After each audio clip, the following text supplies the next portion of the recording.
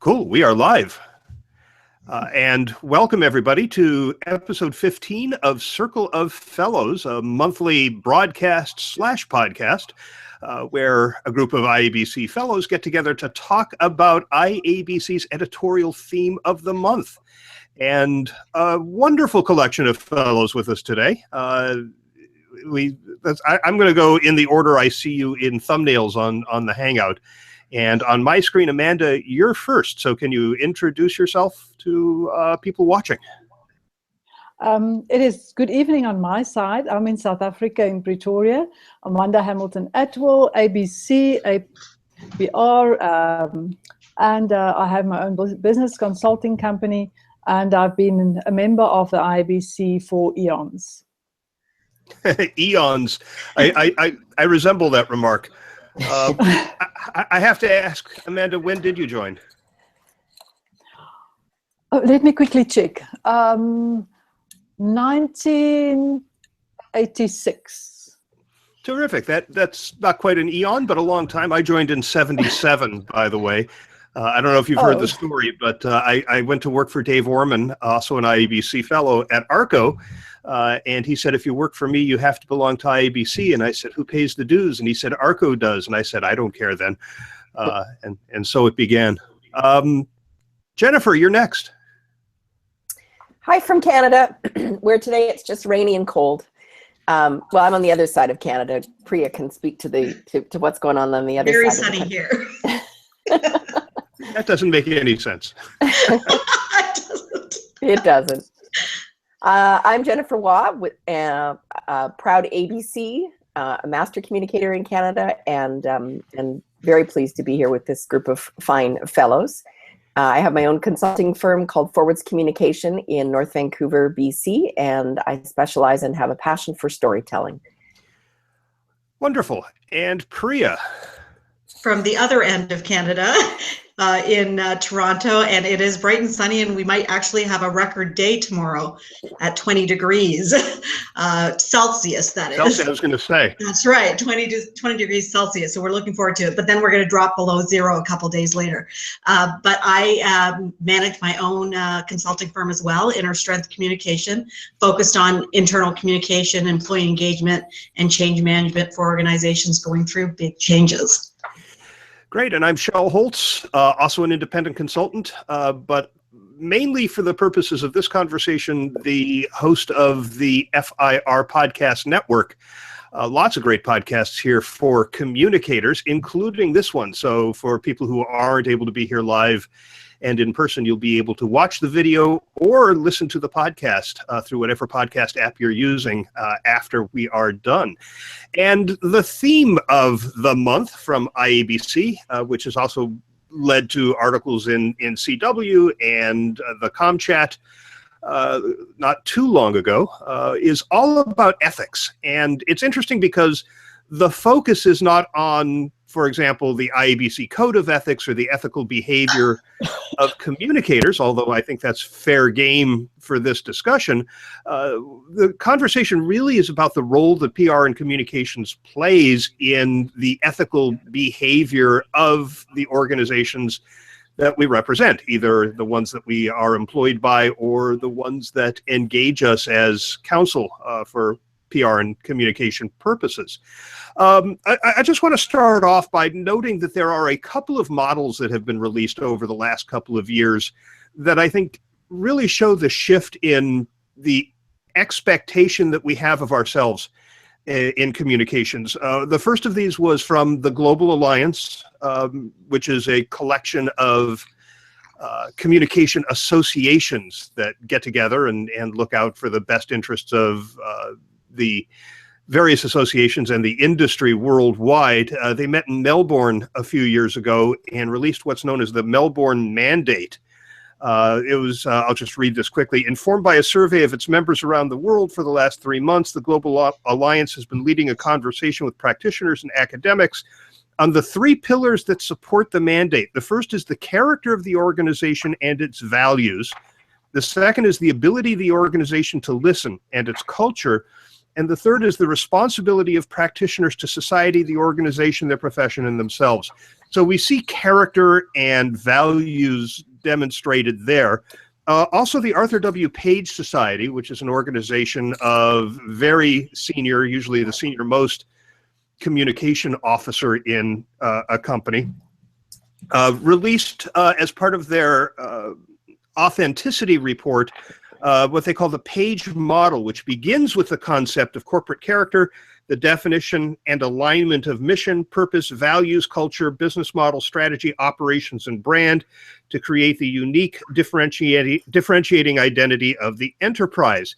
The organization must authentically embody that character in every interaction in order to be deserving of trust. So in both of these models developed by different organizations in different settings, the organization's character and its values seem to be at the heart of the approach that they think our industry should be taking. And I'd like to kick off the discussion with that. Is that realistic? Is leadership looking to us for that sort of thing? How do we go about sort of insinuating ourselves in the conversation when what they expect is for us to crank out intranet articles or press releases or earn media coverage? I think the one thing I can say, it was interesting having gone through the IABC rebrand a few years ago and realizing through that process that IABC itself didn't have a set of values. It had its code of ethics and people assumed that that was its values, but nobody had actually sat down and said, what is our value proposition and what are our values? We need to start from somewhere. And knowing that, you know, I've been a big proponent of the whole idea from the inside out, that our brand is who we are and how we deliver, that there is an expectation that there's this straight line of what are the promises we're making out there, you know, in the public from a service perspective and from a delivery perspective, and how are we living up to it through our people. In South Africa, we have the King Report, and specifically the King 3 report refers to the role of communication and engagement and the role of the board with regard to that. And if you read chapter 8, it gives you very clear indication that the board has this responsibility to communicate understandably and honestly to its stakeholders. And that if you read the between the lines, that is really what the King Report says the communication professionals must do. But I think it is easier said than done, because if you look at organizations that what is really if you look at the King Report, for instance, they also say that the communication should take into account the sustainability of the organization. So for me, that implies that yes, ethical communication is honest and open and transparent. But can you really be transparent? And that for me is the key question. Where does transparency ends and where does it becomes not the truth and the whole truth?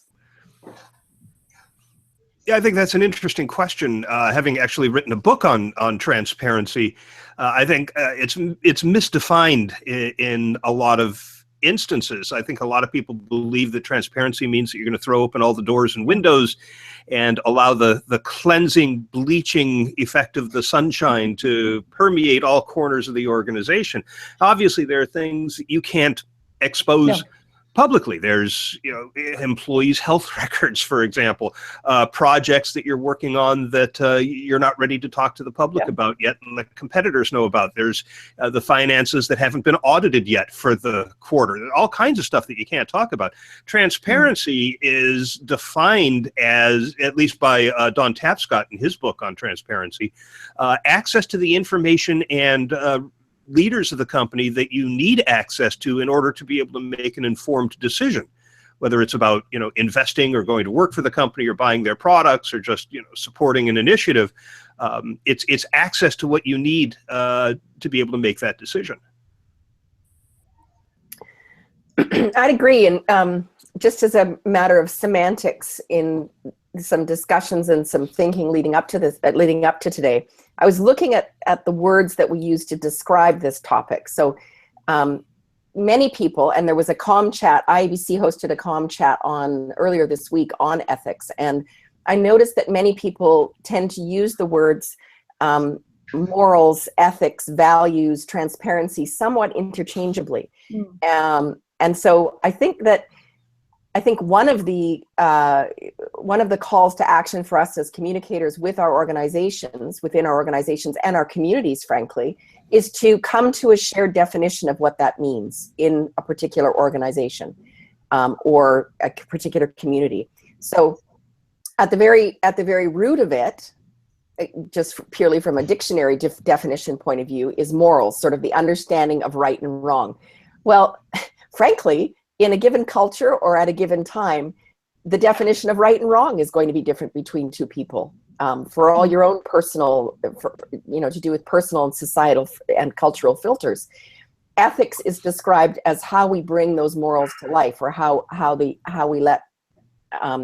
our actions are guided by morals. And then values, as Priya said regarding the IABC brand project, is ethics in action. It's how we, again, apply that to all sorts of things. So I think it's important to both of your points, Amanda and Shell, about transparency, is coming to a common understanding of what that means. Exactly, and having, as Jennifer says, having that process in place as well, not only on how you're going to do things proactively, but how you're going to react in a situation where you are under pressure or under a microscope, and knowing that you're going to go through and understand what the story is so that you can communicate back real information to the publics that you need to communicate it to. It seems that the trust is also a key component here in terms of an outcome from our efforts to guide the ethical, moral behavior of an organization. We want people to trust us. They're more inclined to do business with us at any stakeholder level if the organization is trusted. And trust is pretty simply defined as confidence that the organization is going to do the right thing. But there you run again, Jennifer, into what you were saying. You and I may define the right thing as something different. Absolutely. And if I may just take a slight sidebar into IABC's Code of Ethics, some of our viewers might not realize that in fact it's been overhauled in the last year or so. It was first established in 1973, and then IABC's Ethics Committee undertook about 2 years ago to redo it for lots of reasons, including just updating the language and having it reflect this new age of social and virtual media that we're all working in. I'm not going to go through all the points. The code is available online. There are 11 articles in IABC's Code of Ethics. I will say that one of the lines that was not retained in the new Code of Ethics, but that has always guided me since way back when I first understood IABC's Code of Ethics, which, by the way, every IABC member, and this will segue to another question that came up on Twitter for us, but again, IABC members may not realize that when you renew your membership, you are asked to click a box that says you understand and will abide by IABC's Code of Ethics, and many members don't realize that. And so the sidebar, which I know you'll bring us back to, Shell, is about sort of that opt-in, opt-out moment for a lot of organizations and the ethics of that. But one of the lines that just always stuck with me is from the old Code of Ethics is, I will seek the truth and speak the truth. And that to me is the overarching principle of, as communication professionals, where we're going, where and how we apply our own ethical filters. One of the things that the Ethics Committee told me when I've done a couple of presentations regionally on the new code, and one of the things that the Ethics Committee told me is that some of the most common inquiries that they get for help to help resolve are to do with an individual's personal code of ethics in conflict with an organizational or a client situation, and that set of ethics. And that can be a real wrestle for people, I think. And before we go any further, now that we have more people joining us, would like to let everyone know that if you have a question for the panel, you can submit it via Twitter at, just use the hashtag COF15. That's for Circle of Fellows episode 15, COF15. I'm monitoring that here, and we'll make sure that your questions make it to the group. No questions yet, Jennifer, other than the one that came in response to a conversation you were having. Yeah, and Chris Marzik, an IABC member, wanted us to talk about the ethics of opt-in emails, and you know, it's something we're all faced with probably almost every day. If you are purchasing something, entering into a transaction online, you are often asked to agree to a set of guidelines, agree to a set of rules, and sometimes those are more or less transparent. And so I'd be curious on everyone's opinion. Yesterday I renewed my ski passes for myself and my kids, and the disclaimers that came up were frankly more in my face than they've ever been. So I literally couldn't click I agree until I had scrolled to the bottom of the document and clicked in several places. Now, that's a little bit to do with our sort of growingly litigious society, but it's also to do with, and it was more plain English, frankly, than I've seen it be in a long time. So I give Whistler Blackcomb a lot of credit for that, but we come across it every day. I'd be curious what everyone else thinks of the ethics of opt-in emails.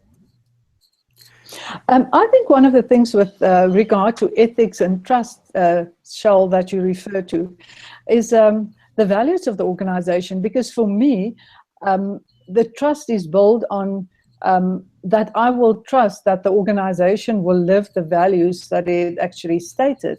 And for me, the role of the communication professional or the public relations professional is to see to what extent these values are being communicated and lived. And as I think perhaps the ear of the organization, this person should alert to, well, we are actually not doing what we are presenting in our values, because we are the communicators of the organization. So it does not only mean that we should communicate to the external public. I think we should also have put that to the ear of the leadership team and say, we are not being ethical in the way that we live our values.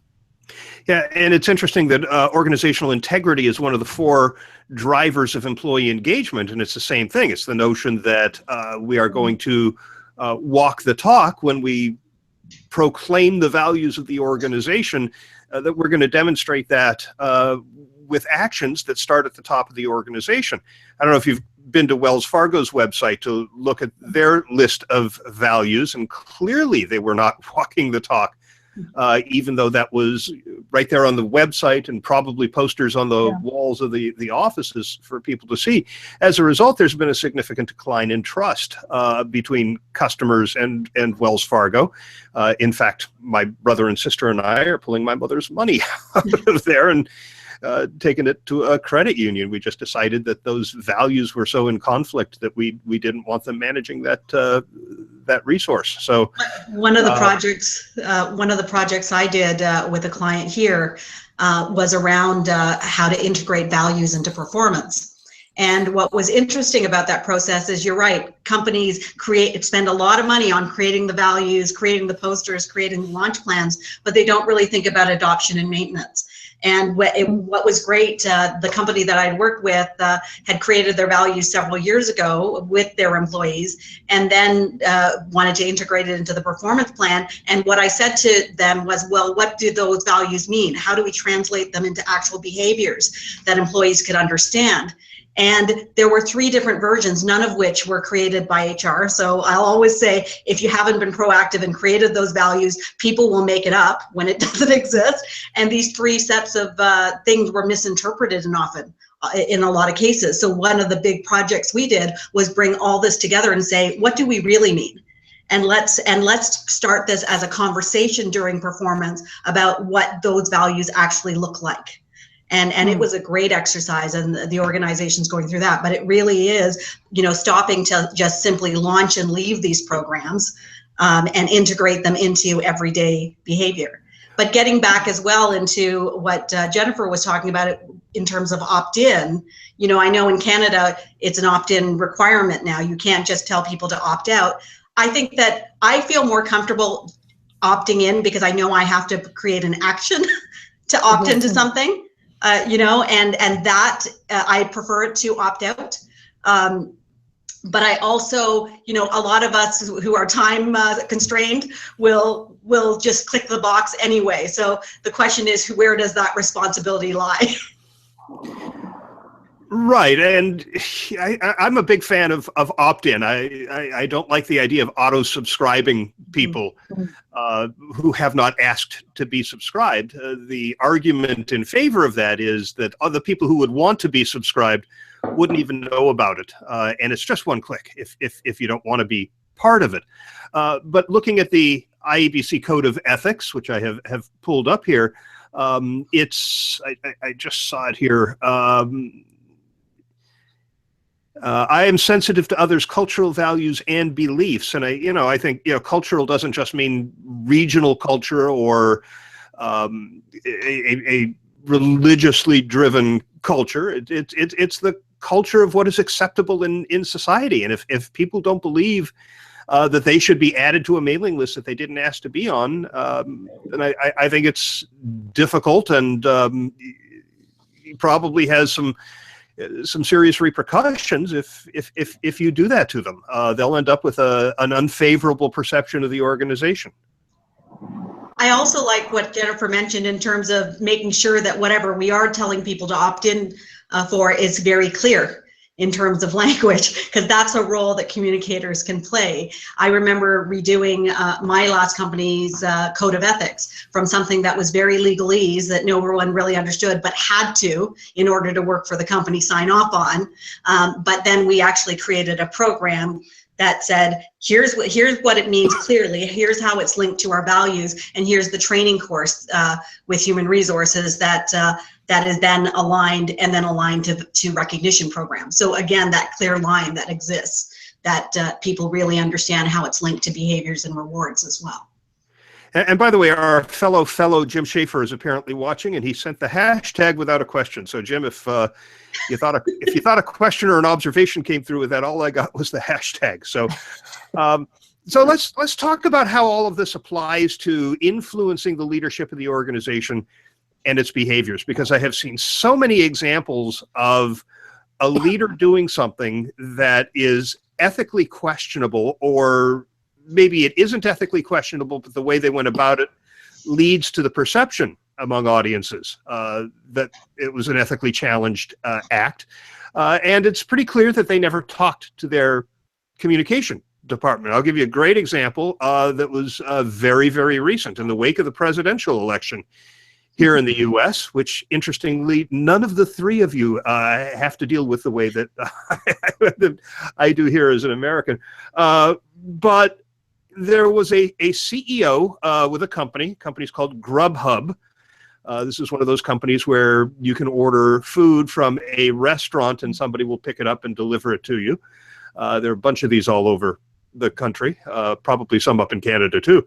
But Grubhub's CEO sent an email to all employees expressing his disappointment in the outcome of the election, which I suppose is a CEO's right to share that view. He made the point that at this company we are going to continue to embrace the values that we always have of diversity and inclusion and the like.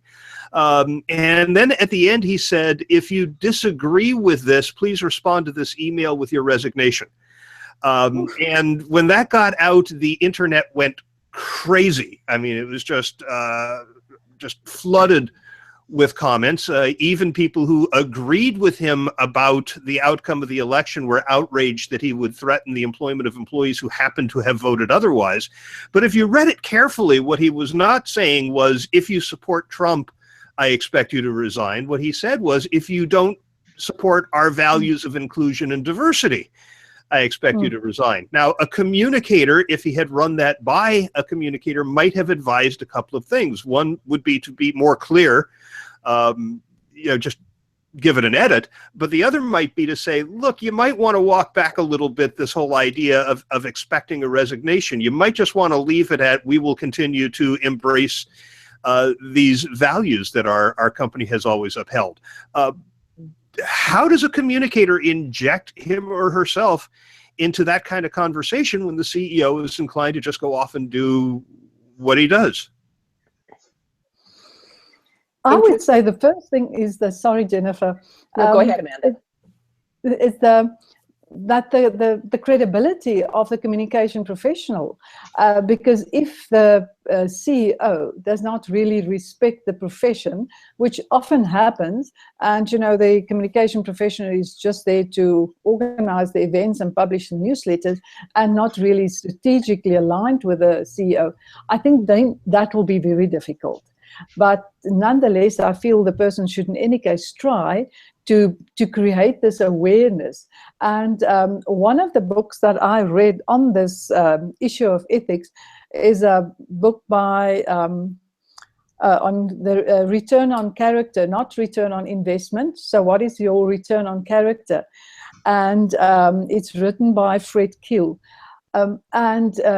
This whole book is about the communication professional, that even though the leadership might not be as ethical, as open and transparent as they should be, the role of the communication professional should always be to be the listener and to create this awareness and build the credibility of the profession, and eventually the penny might drop. But I think it can be difficult for a communication professional that still suffers from a lack of credibility, strategic credibility. Good points, Amanda. You know, we don't necessarily know that a communication professional was not involved in that scenario without going behind the scenes.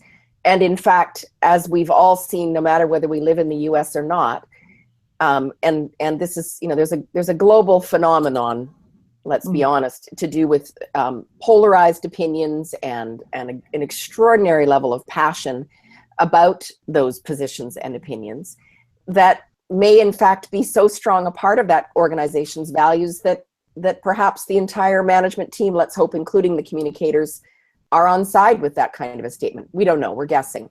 I will point to Article 5 of IABC's Code of Ethics, which says that I support the ideals of free speech, freedom of assembly, and access to an open marketplace of ideas. So I guess if I were advising that CEO, I might agree to his level of passion and even his level of sort of drawing a line in the sand, while trying to find some wording that invites discussion rather than a black and white position. Let me throw something out there in terms of getting the ear of the CEO so that we can put into practice these things that the Melbourne mandate and the Page model talk about and are sort of baked into the Code of Ethics. This is a study that was just released this week by APCO Worldwide, a big PR agency. Let me just read you a paragraph here. It says, the study found 89% of respondents said they readily have direct access to the CEO, and 75% indicated their CEO understands the value of their company's reputation. And yet only 52% of respondents indicate they report directly to the CEO. Additionally, when asked how much these professionals feel their opinion matters when business critical decisions are being made, only 26% say they always matter, and only 29% of chief communicators indicated that they are a key business advisor to their CEO. And when we're talking about the company's character and ethical or moral behavior, it seems to me problematic if 75% of us are not seen as key advisors. And of course, when I say us, I mean communicators in general, because every communicator in the organization isn't going to have the ear of the CEO, but the CCO or whoever's in that position as the top communicator in the organization, if 75% of the time the CEO isn't going to take you seriously when it comes to these key business decisions, how do we execute what is expected of us in these models? Good question. You know what? I've been kind of lucky, I guess. I've worked in a lot of organizations where I had a lot of access as an internal communicator. That's even more crazy, you know, to our leaders and a lot of my leaders. I reported sometimes into marketing, sometimes I reported into a corporate affairs function, but my boss always reported directly to the head guy and or gal, and and that's been, you know, we really had a strategic process. I think what we're seeing a lot is that there's still too many communicators delivering tactically and being order takers versus providing counsel. And really being part of that initiative. And it was what was great at the organizations I worked for is when it was a labor issue, when it was something that was very focused around people, I was the one who was brought in to advise on those solutions. When it was a crisis situation, it was somebody else. If it was a government situation, it was someone else, but the team was respected and our leader was. So getting a chance to work with those high performing teams is inspiring and really, and it doesn't mean that they're going to take your advice every single time. You know, sometimes they choose not to, but it really is great to have communication embedded into organizations, and I've seen those organizations succeed through incredible change and transformation. Well, what I've seen what worked is that if you don't have the ear of your leadership at that specific moment, that you somehow do give them advice. It might be in a written form, it might be after the incident, and to say, well, you know, from our communication perspective, this would have been a better way to handle this because, and then you motivate that, and that you build your credibility by giving them advice, and eventually the penny might drop. But I don't think the communication professional should you know, just abdicate their responsibility. I think they should be bold in giving advice, because that is what we're there for. I actually think that I agree with you both wholeheartedly. And I actually think that for those communicators who are out there feeling like you're still in an order taker role, or feeling like in these situations you are only, you know, you're sort of, your hands are tied to only providing tactical support, I actually think things like the IABC Code of Ethics or the Arthur Page Guidelines are really, really important strategic tools, because often, let's face it, those senior level people will believe an external source or pay heed to an external source more readily than they will to us as individuals, depending on our experience. So to be able to cite your association's Code of Ethics, or Amanda, your example in South Africa, I've forgotten the name of it, the King Report or King Guidelines? Report. Yeah, King or Report. whatever is relevant in your marketplace, I think is a really important tool for people to begin to shift their role within organizations. Just And a often what reminder you before we find- move on, Sorry. I just want, because we've had a few people come into the Hangout watching. If you have a question, just send it via Twitter and include the hashtag COF15. That's Circle of Fellows episode 15, COF15, and I'll see it right here on the screen and can pose that to the panel. Sorry, Priya, go ahead. Sorry, I was just saying that oftentimes it's in those crisis situations that communicators really have an opportunity to shine. When the organization is saying, I don't know what to do, this thing seems to have gotten out of control, it's a great time to put your hand up and say, I think we know the path to success.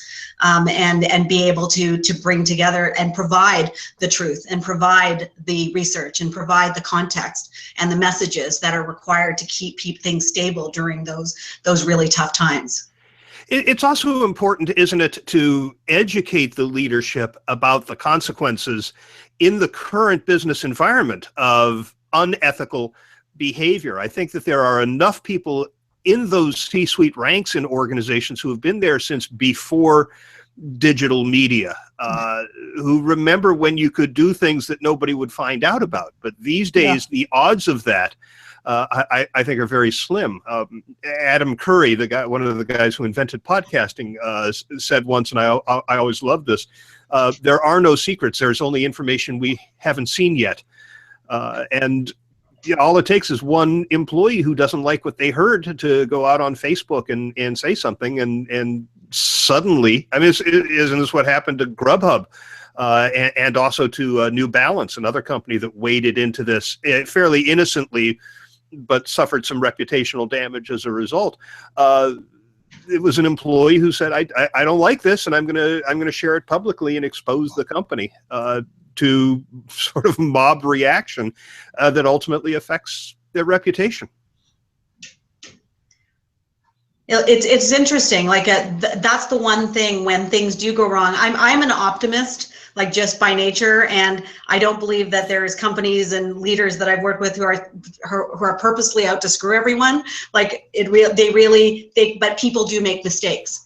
And that's one thing that our code of ethics talks about as well, that when things do go wrong, when things don't go as well as planned, that you're ready to provide the context and the information and the truth as quickly as possible and admit when you're wrong, when you have made a mistake. And that's been an important piece of advice that we as communicators should be giving our leaders during those times when we have done the research and we have found out that something did happen that we weren't aware of and did impact things negatively, and be able to have not close the doors, but actually have a conversation with those publics that need the information.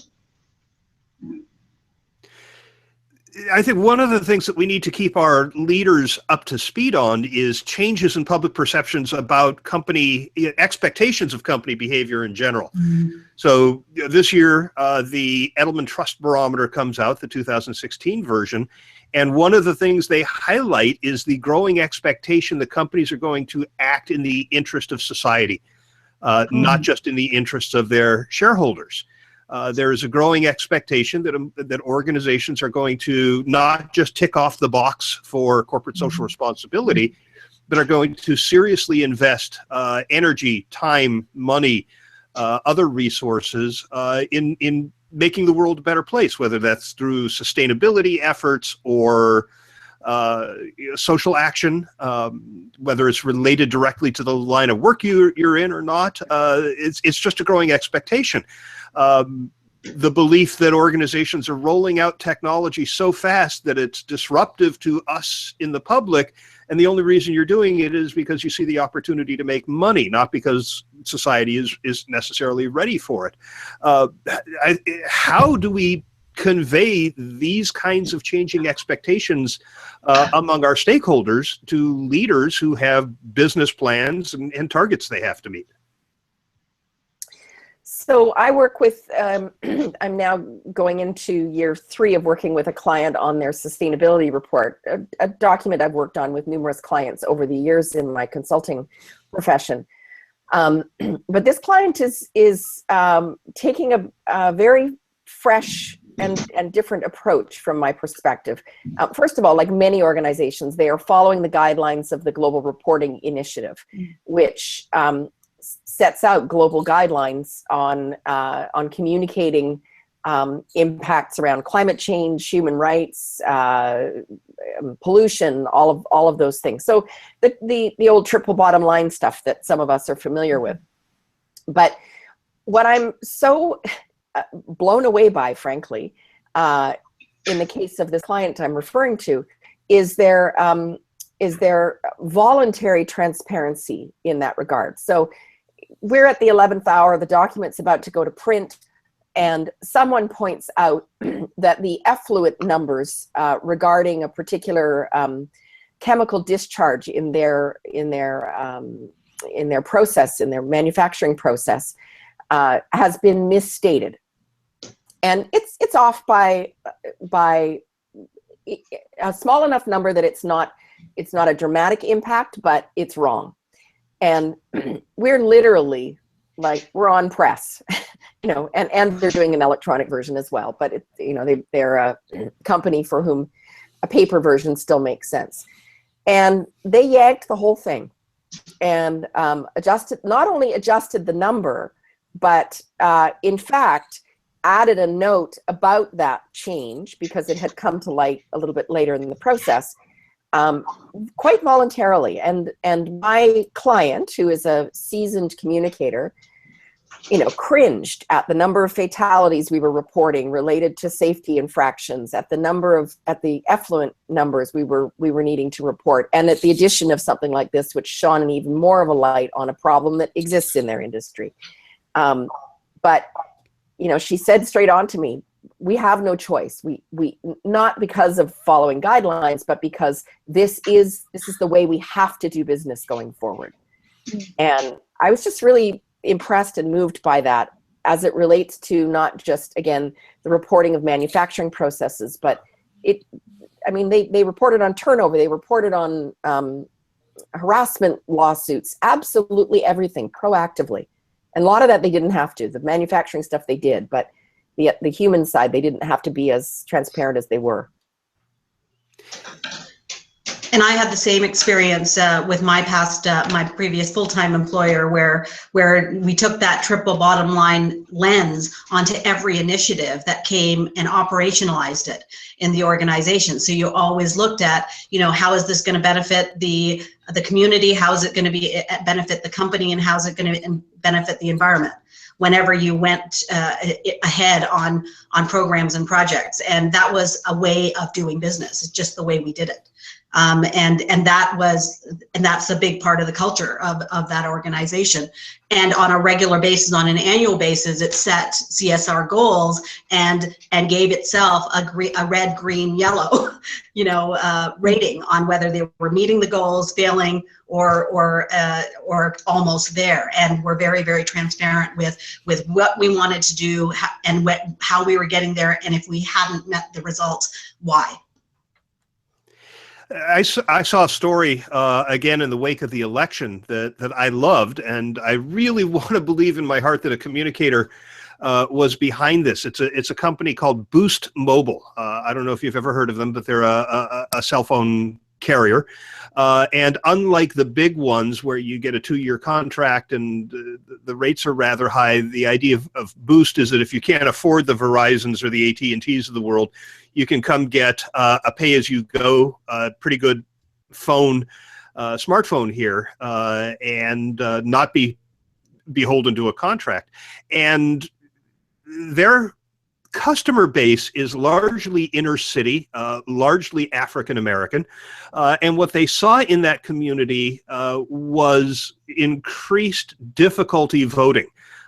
Because of some efforts, and I don't want to get political here, sorry about that, but some efforts to make voting difficult, to suppress the vote of people who are likely to vote a certain way. So they took a position on that based on wanting to do right by their community. And not only did they advocate on behalf of greater access to ballots, greater access to be able to vote.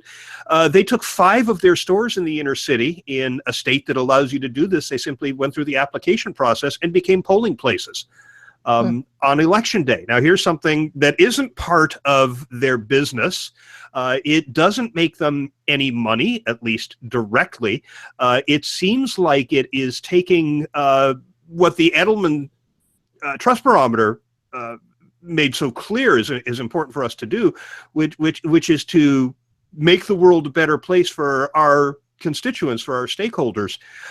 It didn't cost them much, but I'm sure it cost them something. And yet here they're getting this great press, which I'm going to use in the broadest possible term, among the people who use their services, that, hey, they're not just here selling us cell phones and making money off of it. They have our best interests at heart in things that are important to us that have nothing to do with, cell phone subscriptions.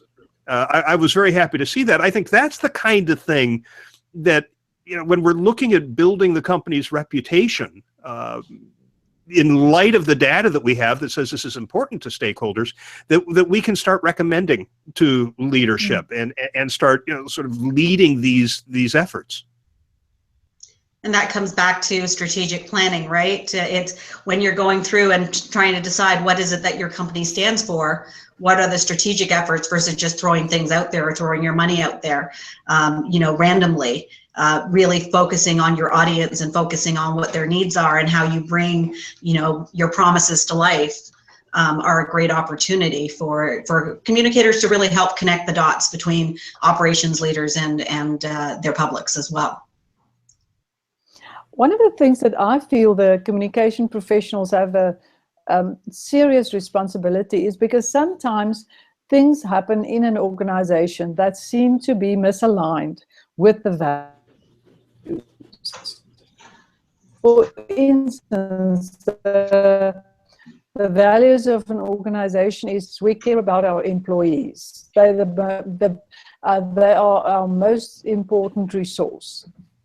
And then they have 7,000 employees. And then the people can say, but you don't live up to your value. Into perspective. And why is it necessary? That it does not mean that they care, that they do not care, but there is a business reality to it. So I guess what you're suggesting, Amanda, is that being strategic in your communications helps people understand how an action that might look inconsistent with values actually isn't. And in that kind of instance, isn't it important to talk about what you're doing for those employees? What kind of severance they're getting, what kind of assistance they're getting in terms of finding new jobs. And it's also important to talk to the employees who are left behind, if you will, so that they don't feel that survivor's guilt that often accompanies that kind of a layoff. Yeah. One in the comm chat that was held earlier in the week, a few points that came up from participants or variations regarding code of conduct or code of ethics exercises, either held annually within organizations or in one example that was cited as part of a required orientation for a company to have gone through that or signed off on the completion of an ethical exercise or quiz or session of some kind. I'd be curious how many organizations are doing that kind of thing and whether that, to what degree that helps. I mean, there's the question of organizational ethics and the kinds of ethics we bring to our organizations.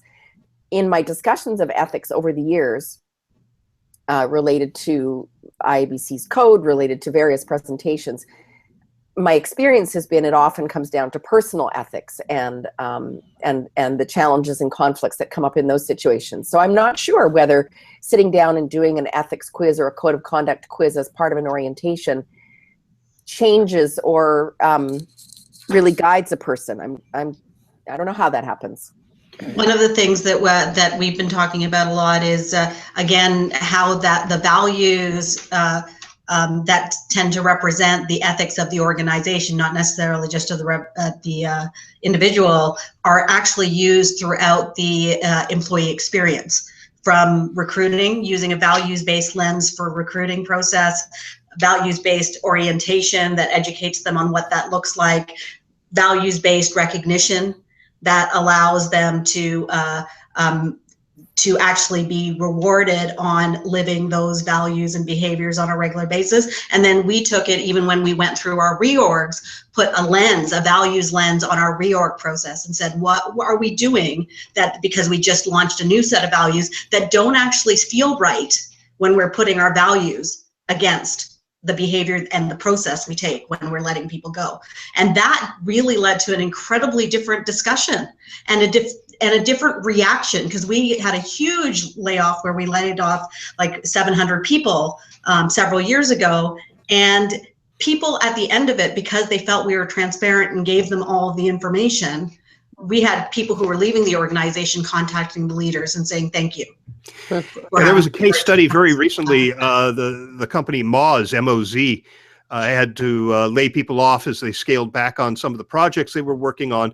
And the founder of the company, who had come back in a senior leadership role, wrote an excruciatingly long and detailed post about how we got here and why we had to make this decision, and how difficult this decision was, and how hard it is to let these people go, and where we hope to get to as a result of this. And I saw nothing but praise for the level of detail that he went into, and the honesty with which he conveyed all of this.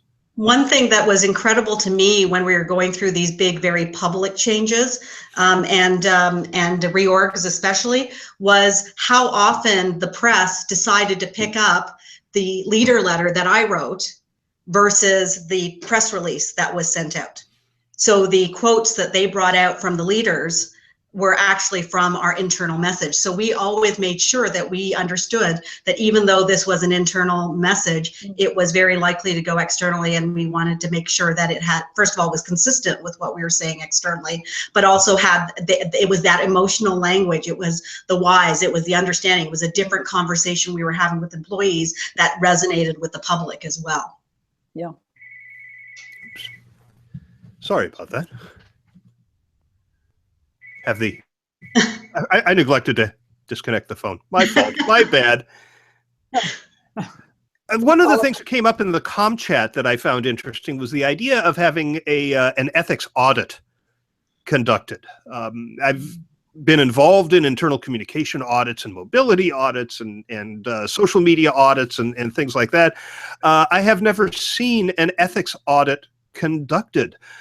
And yet I think it could produce a lot of value. I don't think it would be all that hard to put one of these together. Have you heard of anybody doing an audit of that kind? No. I know that I will not name the research instrument, but there is a research where the employees are asked to, it's these lists of words, and then you choose the words from your perspective. What is important? What is your value system? And then to choose from another list, what are the values reflected in the organization? And there's a problem with that, because I'm always the ultimate ethical person. I have the most wonderful ethics. You know, I walk on water, I touch heaven with my hand. And the organization always has the most horrible values. I still need to see one of these reports where all the organization are not angels. So I have a problem with ethical. I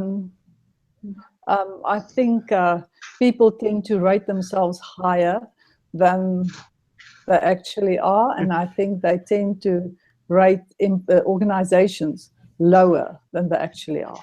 Yeah, I think that a lot of what an ethics audit would reveal could come out of, say, an engagement audit or an engagement survey. I did an internal communications audit. I won't name the company. It's a big media company. I'm sure you've all heard of it. And they felt their communications were great, but when we started talking to people on the front line, and these were assistant producers and associate producers and things like that, it was a broadcast media company, what we heard was that we don't trust management because they tell us one thing and another turns out to be true every year at the same time. Every year. What it was every month they would say, everything is going great, everything is clicking along according to plan, we're in good shape, keep doing what you're doing. And then in October, they all got called into rooms and said, we're not making budget, we have to come up with ways to cut budget. And the employee reaction is, well, they must have known this all those months they were telling us that everything's fine.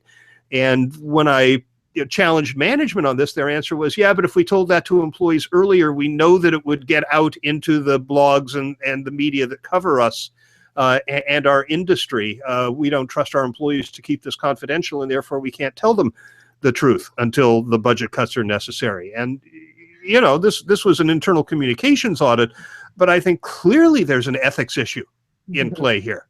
I always say in reorgs, it should never be a surprise, an incredible, complete surprise to employees that something isn't going quite as right as it should be.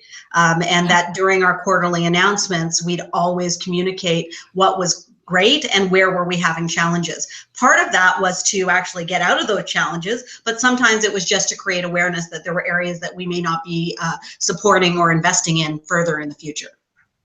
But I feel that this is exactly, Shal, what this webinar podcast is all about, that it is the responsibility of the communication professional to alert management they are doing the wrong thing. The people, there is, as you said, there's nothing secret anymore. We just don't know all the facts yet. And for me, if you are a responsible communication professional, you should say to management, communicate that to the people for this and this and this reason. And I would recommend that we handle it in this way. And this is the strategic approach. During the year, how we are going to communicate about the performance of the company, because it will get out. At one stage, it will get out. Yeah, my argument to the leadership of this organization was the public may get this word, and investors and what have you. Is that going to have worse consequences than a workforce that simply doesn't trust anything you say? And leads me to a question about metrics. Can we apply ethics to measurement? As in measuring, do you mean measuring ethics, Shel? Measuring the consequences of unethical behavior. I'm sure at Wells Fargo right now this is easy. How many employees are leaving that you wish would stay? How many customers like me are taking their business elsewhere? But in other organizations it might not be so easy. But if you look at a decline in a reputation index, for example, there's ways to calculate that against dollars. I think it's also looking at, things like the ethics if your organization has an ethics hotline, how many reports are you getting? Are you seeing that number go up or down? Are you, how many crises do you tend to have a year, measured against the social media policy? If we've communicated social media policy, how many times do we see that policy not followed? And how do we trend that from a year-to-year basis and really look at those bottom line measurements? There was a great line on ComChat the other day about how you can tell the ethics of an organization by who they hire and who they fire. And I thought that was a telling observation. I remember doing work with one high-tech company, Silicon Valley company, and I was in a focus group with employees, and they all wore these security badges on lanyards around their necks, and on the back of the badge were the values. And when I asked about the values, everybody laughed. And when I said, why are you laughing? They said, well, we just had this executive VP. He was promoted into the executive VP position with all of the money and stocks and cars and everything that go with that. And the way he did that was by violating absolutely every one of these in order to blow away his numbers. So when you talk about what the company values around here, there's these words that are on the back of our badges, or there's the behavior that gets you promoted. Which one do you think we're going to pay attention to? And that's a serious ethical challenge. So we're down to our last 2 minutes. So I think what we'll do is just go around and get some sort of a concluding remark. Let's make this some sort of a call to action that you would suggest. The communicators follow up on in order to sort of elevate or accelerate their efforts to serve the character of the organization. And again, that's at the heart of both the Page model and the Melbourne mandate. So let's go right to left this time. Priya, you go first. A call to action for communicators? For me, it's always been the values at the core, and really taking a values lens throughout the entire employee experience, and see if there's opportunities for you to come in and help HR, help operations to really bring those things to life. Great. Jennifer? I'm going to say go find a code of ethics, one that resonates with you, whether it's IABC's or someone else's. Print it off and put it in front of you. And, you know, you don't need to memorize it, but let it be a guiding principle for you in your everyday work and something you can carry around inside your heart and your mouth. And Amanda? My advice would be bold. Be aware of what is going on in the organization, and as a communication professional, guide the people to do the right things about ethics, and because that is what we can do. We can communicate, so be bold. And I would say that it is important for people in communications to, if you don't already know it, find out what the expectations are for ethical or moral behavior among your customers, among your employees, among your investors, and do a little analysis to figure out how closely aligned the organization's behavior is with those expectations. We just got a question from Brian Kilgore, and unfortunately it came in just as we are out of time. So I'll throw out this question, and maybe you guys can send me an email answer, and I'll include it in the show notes when I post it. Sorry about that, Brian. And Brian, I would also suggest that if this is costing you a lot in data to listen to this on a cell phone, you need to get a plan with unlimited data. But in the meantime, he says, no one's talked about U.S. law forcing maximizing of profits. That conflicts with ethics. So any thoughts that you may have on that? Of course, none of you are U.S. citizens and maybe outside your area of expertise. I'll certainly add my 2 cents in the show notes so that we can get an answer to Brian. But we are just over the top of the hour, so I want to thank everybody for listening in. We'll be back next month. I will be out shortly with the date and time and topic for next month's Circle of Fellows. Until then, I hope everybody has a great month, and huge thank you to Amanda, Jennifer, and Priya for participating in this session. Thanks, Shell. Thanks, Shell. Bye-bye.